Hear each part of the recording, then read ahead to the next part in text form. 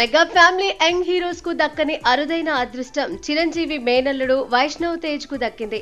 హీరోగా నటించిన తొలి చిత్రంలోనే అతను 100 కోట్ల క్లబ్ లో చేరిపోయాడు.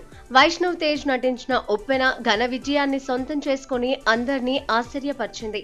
ఈ సినిమా వైష్ణవ్ తేజ్ కు మాత్రమే మొదటిది కాదు, హీరోయిన్ కృతి శెట్టికి కూడా తెలుగులో అదే తొలి చిత్రం. అలానే ఆ సినిమాతోనే సుకుమార్ శిష్యుడు సానా బుచ్చిబాబు దర్శకుడిగా పరిచయం అయ్యాడు.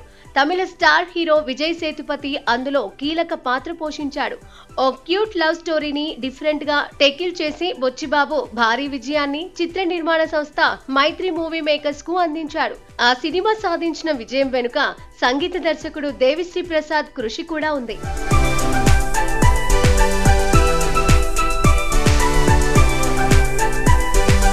ఈ సినిమా తర్వాత సానా బుచ్చిబాబుకు స్టార్ హీరోల నుండి భారీ ఆఫర్స్ వచ్చాయి. ఆచితూచి అడుగులు వేయాలని నిర్ణయించుకున్న Buchibabu mega power star Ram Charan మూవీకి గ్రీన్ సిగ్నల్ ఇచ్చాడు. అలానే కృతి శెట్టి సైతం తనకొచ్చిన ఆఫర్స్ ను జాగ్రత్తగా గమనించి అంగీకరించింది. తెలుగుతో పాటు తమిళంలోనూ ఛాన్సులు దక్కించుకుంది.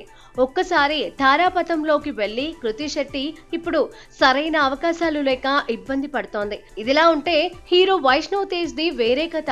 ఉప్పెన తర్వాత వరుసగా ఫ్లాప్స్ లో హ్యాట్రిక్ సాధించాడు.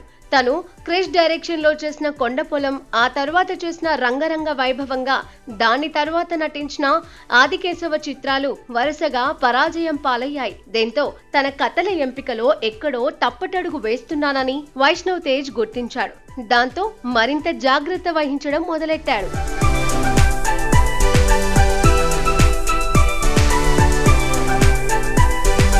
ఫిలిం నగర్ చెబుతున్న సమాచారం ఏంటంటే, గడిచిన 2 సంవత్సరాలలో వైష్ణవ్ తేజ్ ఏకంగా 100 స్క్రిప్టులను రిజెక్ట్ చేశాడట.